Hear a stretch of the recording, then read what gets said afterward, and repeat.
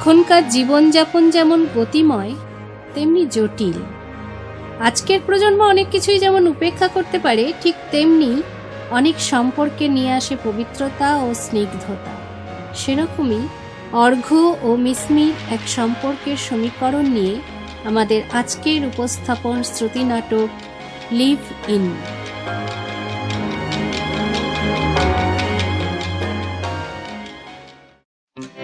আরে আরে কি করছিস মিসমি?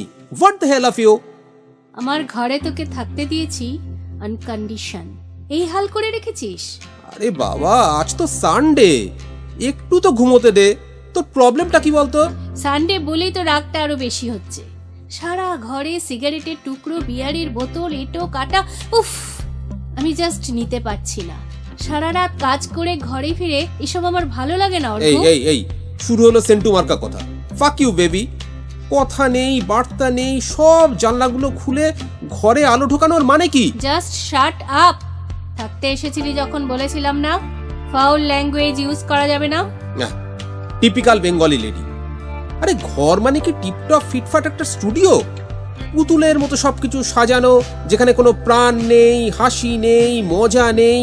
সারাদিন টুং টাং করে উইন্ড চাইমটা বেজেই চলেছে। অসহ্য। আরে বাবা থাক না একটু অগোছালো, হোক না একটু নোংরা। সারা রাত কাজ করে এসেছিস, চিল কর, ফ্রেশ হয়ে ঘুম দে। এটা তোর বয়েজ হোস্টেল নয়, আজই ঘর খুঁজে চলে যাবি। 1.5 মাস হয়ে গেল, এত বড় মুম্বাই শহরে থাকার জায়গা পেলি না? ওকে ওকে, অনেকদিন ধরে খুব তাড়া মারছিস, আজকেই চললাম। দূর শালা। সোফার উপর গন্ধমাদনের মতো জামা কাপড়, ছি। এসে এক কাপ কফি করব তার জো নেই। ডিসকাস্টিং। আপদ বিদায়টা হয়েছে, বাপরে বাপ। উফ, এক কাপ কফি নিয়ে বসি, একটা গান শুনি।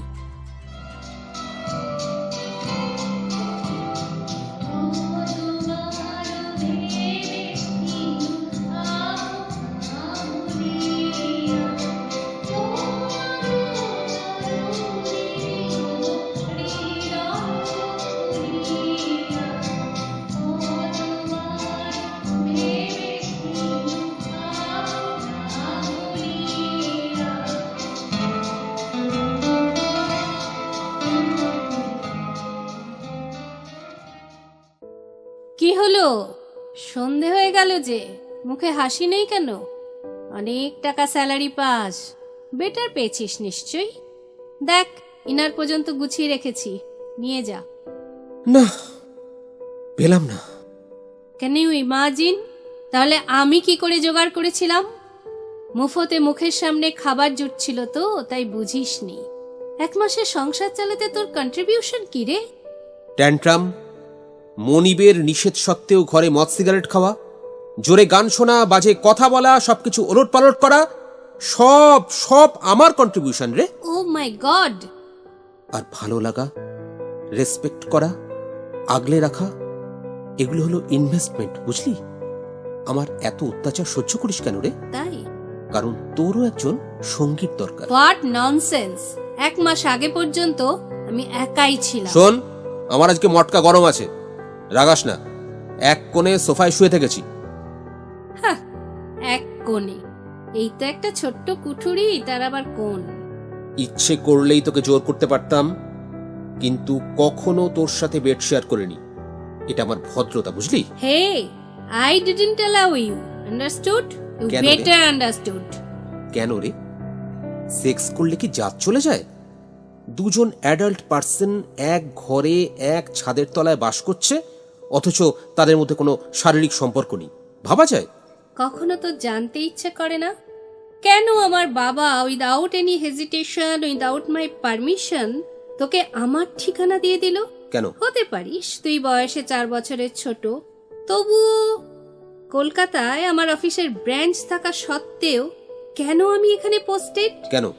কলকাতায় আমার আত্মীয়, পরিজন, বন্ধুদের মাঝে আমার একটা অস্তিত্ব ছিল। আর এখানে এই ব্যস্ত শহরে কোটি কোটি মানুষের ভিড়ে আমি একা, শুধু একটা মেয়ে, কেউ চেনে না, মিসমি বাগচি, ব্যাস।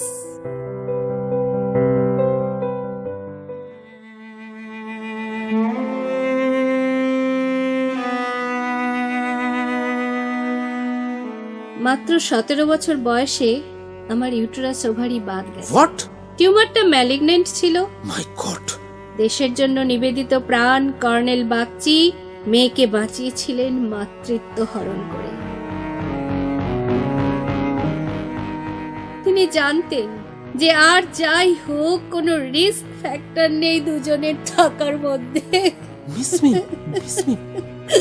Sorry Mismi, I am really sorry. এসবের কিছুই আমি জানতাম না। আমার বাবা মা তো ঝগড়া করেই 32টা বছর কাটিয়ে দিল এক ছাদের নিচে। বাবা মদ গিলে বাড়ি ফিরতো, মা টু শব্দ না করে জুতো খুলে দিত। মাই গড। বাবা দূর দূর করে তাড়াতো, আর মা দাঁত চিপে আঁচলের খুঁট দিয়ে চোখের জল মুছত। আহারে। কখনো জানিস, কখনো দুজনের মধ্যে আমি ভালো কিছু দেখিনি। আমার জন্মটাই যে কি করে হলো সেটাই আমি ভাবি মাঝে মাঝে। অ্যাক্সিডেন্ট? না না, কি বলবি? অ্যাডজাস্টমেন্ট, কম্প্রোমাইজ, নাকি কমিটমেন্ট? ভেবেছিলাম চাকরিটা পেয়ে মাকে সুখী করব। তো শালা একটা ঘর পাচ্ছি না, হবে হবে। পরজীবী হয়ে লাত খাচ্ছি।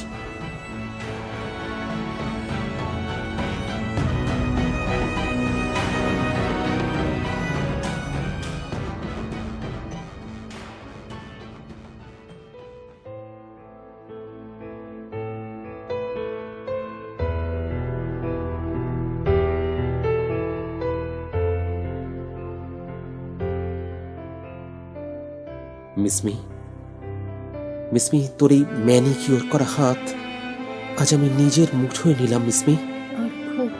হ্যাঁ, একজন ভালো বন্ধু ভাবতে পারিস আমাকে।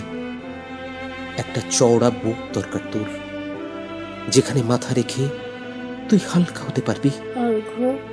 আয় আয়, আমার কাঁধে মাথা রাখ। তোর ওই ঘন চুল ছেয়ে থাক আমার দুঃসহ অতীত। আমরা লিভ ইনেই থাকবো। সংসারের জন্য বিয়েটা একটা সামাজিক ট্যাবু। সত্যি বিয়ের তো দরকার নেই। এগুলো আবেগের কথা, বাস্তব খুব কঠিন। অর্গ,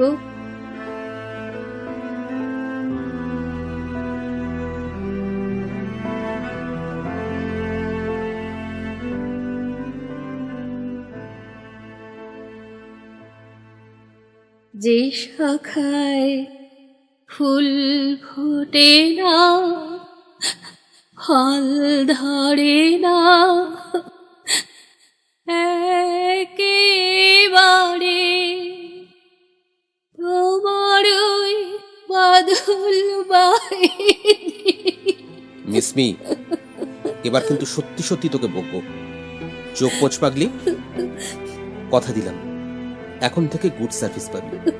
আয় আমার কাছে, আয় আরো কাছে, আরো আরো। তুই শুধু আমার। ঘর থেকে বেরিয়ে গেলাম যখন, ডিডন্ট ইউ মিস মি? এই যে শক্ত বাঁধনে তোকে জড়িয়ে রাখলাম। কারো সাধ্য নেই আমাদের আলাদা করে, তোরও নেই। জানিস, যদি এই এক কামরা চৌখুপিটা আমার নিজের হতো, নাম দিতাম লিভ ইন। পৃথিবীতে আজকের দিনের বাসায় কালকের দিনের জায়গা হয় না।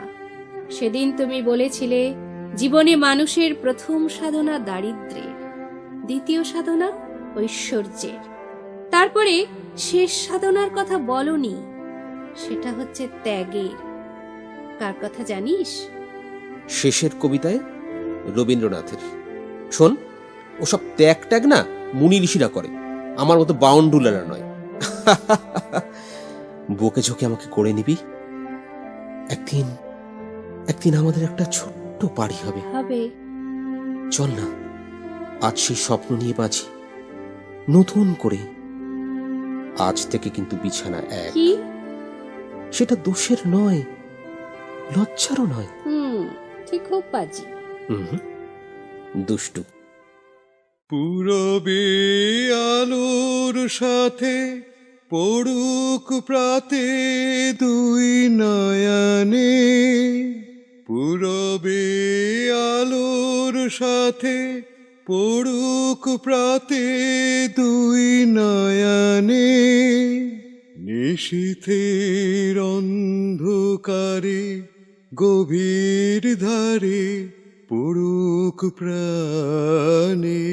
গানা পূরবের আলোর সাথে পড়ুক প্রাতে দুই নয়নে, নিশীথের অন্ধকারে গভীর ধারে পড়ুক প্রাণে।